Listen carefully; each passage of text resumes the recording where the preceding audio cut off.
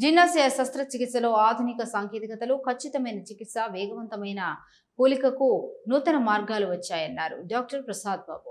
జీర్ణాశయ వ్యాధుల చికిత్సలో చోటు చేసుకుంటున్న ఆధునిక పురోగతులపై వైద్యులు మరియు ప్రజలకు అవగాహన కల్పించే ఉద్దేశంతో Secunderabad Yashoda hospital senior surgical gastroenterologist, advance laparoscopic మరియు రోబోటిక్ జీర్ణాశయ శస్త్రచికిత్స నిపుణులు డాక్టర్ ప్రసాద్ బాబు టిఎల్విడి కరీంనగర్ ను సందర్శించారు. ఈ సందర్భంగా డాక్టర్ ప్రసాద్ బాబు మాట్లాడుతూ, గత దశాబ్ద కాలంలో జీర్ణాశయ శస్త్రచికిత్స రంగంలో విప్లవాత్మక మార్పులు చోటు చేసుకున్నాయని తెలిపారు. గతంలో పెద్ద కోతలతో నిర్వహించే సాంప్రదాయ శస్త్రచికిత్సలకు బదులుగా ప్రస్తుతం లాప్రోస్కోపిక్ మరియు రోబోటిక్ సర్జరీ వంటి అత్యాధునిక మినిమల్లీ ఇన్వేసివ్ పద్ధతులు అందుబాటులోకి వచ్చాయని, వీటి ద్వారా రోగులకు మరింత సురక్షితమైన, ఖచ్చితమైన మరియు వేగవంతమైన చికిత్స అందుతోందని పేర్కొన్నారు. ఆధునిక జీర్ణాశయ శస్త్రచికిత్స లక్ష్యం కేవలం వ్యాధిని తొలగించడం మాత్రమే కాదు, రోగికి అత్యుత్తమ ఫలితాలు, అధిక భద్రత, త్వరితగతిన కోలుకునే అవకాశం మరియు మెరుగైన జీవన నాణ్యతను అందించడం మా ప్రధాన ఉద్దేశం అని డాక్టర్ ప్రసాద్ బాబు తెలిపారు.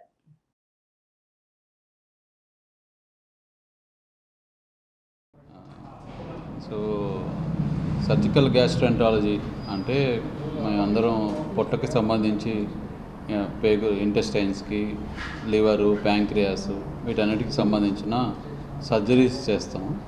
దీనిలో అన్ని రకాల ప్రాబ్లమ్స్ అంటే క్యాన్సర్ ప్రాబ్లమ్స్ కానీ లేకపోతే బినైన్ ప్రాబ్లమ్స్ కానీ అన్నిటికీ మేము ట్రీట్మెంట్ ఇస్తూ ఉంటాము.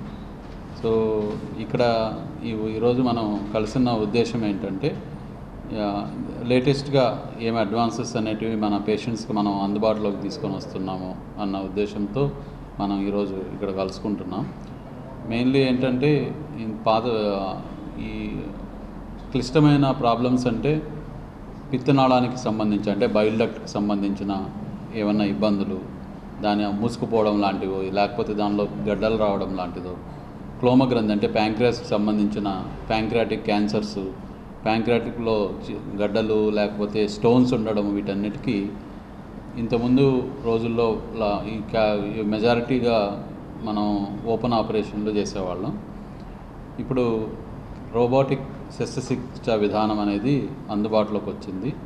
సక్సెస్ఫుల్గా మనం ఈ ఆపరేషన్లు ఈ క్లోమగ్రంథి మీద, ప్యాంక్రియాస్ మీద, బైల్ డక్ట్, పిత్తాశయం మీద, వీటి మీద మనం పిత్తనాళం మీద, వాటి మీద ఆపరేషన్లు, సంక్లిష్టమైన ఆపరేషన్ని ఈ రోబోటిక్ విధానంలో ఈ మధ్య నిర్వహించాము. చాలా మీకు అందరికీ తెలుసు, ఈ మధ్యకాలంలో ఉపకాయం అనేది చాలా కామన్గా చూస్తున్నాము మనము.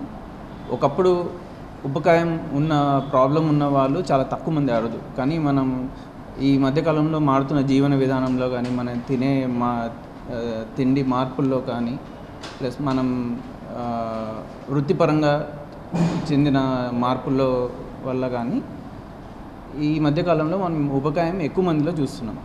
ఇంతకుముందు అది కేవలం వెస్ట్ సైడ్ మాత్రమే ఎక్కువ ఉండేది. ఇప్పుడు మన దేశంలో ఇంకా ఈస్ట్ సైడ్, ఇటు సైడ్ కూడా ఉపకాయం, ఒబెసిటీ ప్రాబ్లం చాలా కామన్గా చూస్తున్నాం. సో దానికి వెయిట్ ఉన్న దాన్ని బట్టి బిఎంఐ అవన్నీ క్యాలిక్యులేట్ చేస్తాం. దాన్ని బట్టి అర్లీ స్టేజ్లో ఉంటే just life style changes, diet changes వల్ల మనం కంట్రోల్ చేసుకోవచ్చు. ఒకవేళ అది బిఎంఐ కానీ హై పెరుగుతూ ఉండే కొద్దీ ఉట్టి మన డయట్, లైఫ్ స్టైల్ చేంజెస్తో అది కంట్రోల్ చేయడం కష్టం. సో అప్పుడు వేరే అడిషనల్ ట్రీట్మెంట్స్, ఇంటర్వెన్షన్స్ అవసరం పడుతుంది.